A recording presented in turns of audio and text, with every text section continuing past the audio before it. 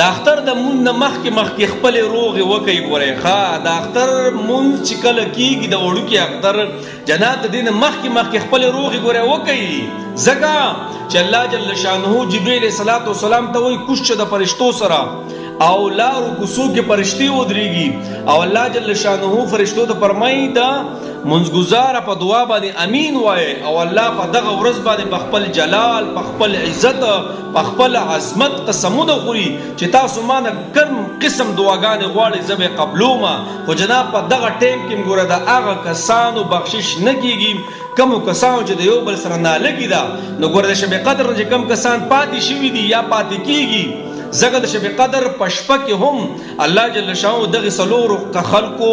بخشش نه کوي، د مور و پلار نافرمانه، کینه او بغض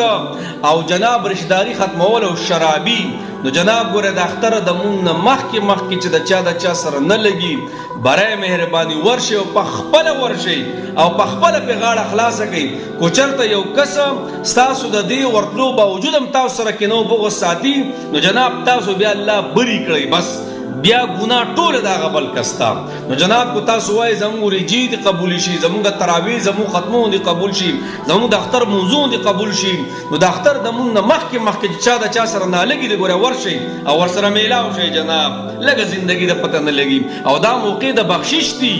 او په دې کې موتا پاتې شو کنه په دې عمل. نو جناب د چا چې د چا سره نالګي د پکور کې پلار زوی دی، رونه دي، خویندې دي، یاران دوستان دي، په دیرو کې مسافر دي، هغه ټول یو بل له ورشئ میلاو شئ. ګورئ والله د اختر منځونه هم بیا نه قبلېږي. ګورئ ډېرې مسلې پکې راغلي دي، ډېر روایت دي دې باره کې. الله دې زموږ ټولو په منځ کې مینه محبت نصیب